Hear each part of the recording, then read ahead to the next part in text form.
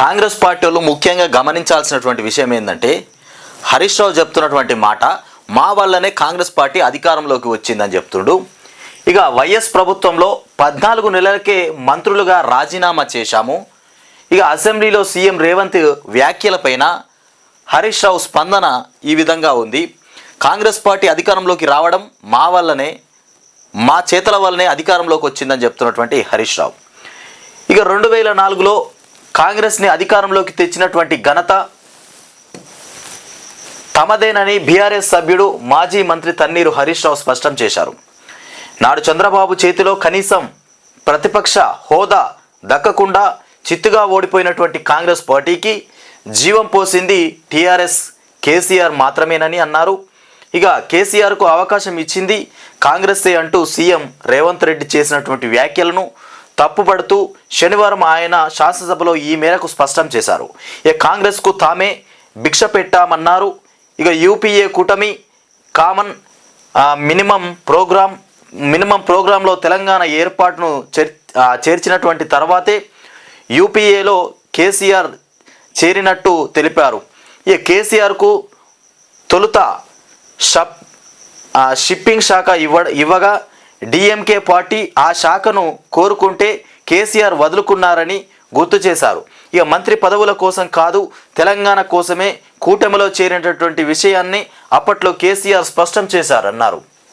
ఇక ఈ విధంగా కాంగ్రెస్ పార్టీకి అసలు కాంగ్రెస్ పార్టీ తెలంగాణ రాష్ట్రము ఇస్తేనే రాష్ట్రం వచ్చిందని కాంగ్రెస్ వాళ్ళు అంటే కాదు, మా భిక్ష వల్లే ఇవాళ మీరు అధికారంలోకి వచ్చిరని చెప్తున్నటువంటి హరీష్ రావు.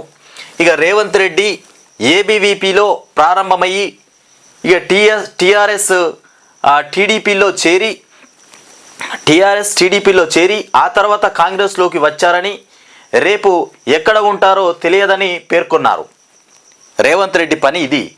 టీఆర్ఎస్లో ఆరంభమైనటువంటి రేవంత్ తర్వాత టీడీపీలో చేరిండు, తర్వాత ఇప్పుడు కాంగ్రెస్లోకి వచ్చారు. ఇక రేపు ఇంకా మాపు రేపు ఎక్కడ ఉంటాడో తెలియదు, అలాంటి పరిస్థితి. ఇక తెలంగాణకు ఒక్క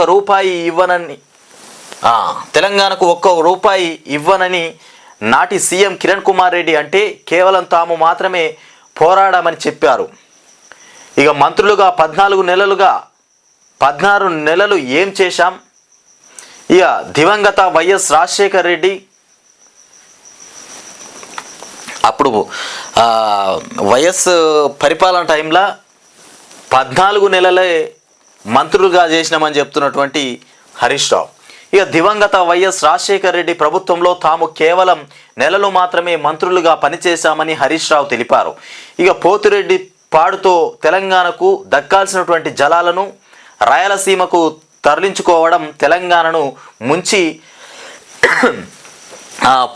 పులిచింతల కట్టి ఆంధ్రకు నీళ్లు మళ్లించడం, 610 జీవో అమలులో నిర్లక్ష్యం, ఇక నక్సలైట్లను చర్చల పేరుతో పిలిచి ఎన్కౌంటర్లు చేయడం వంటి 6 కారణాలను పేర్కొంటూ నాడు 6 మంది తమ పార్టీ సభ్యులు మంత్రి పదవులకు రాజీనామా చేశారని గుర్తు చేశారు. పోతురెడ్డి పాడిపై మా పార్టీ నాయకులే కొట్లాడారని గుర్తు చేశారు. ఈ కాంగ్రెస్ నుంచి కేవలం పీజేఆర్ ఒక్కరే కొట్లాడారన్నారు. ఈ విషయంలో సీఎం రేవంత్ రెడ్డి సభను తప్పుదోవ పట్టించే విధంగా మాట్లాడుతున్నారని కూడా మంత్రి హరీష్ రావు ఆరోపణలు వ్యక్తం చేశారు.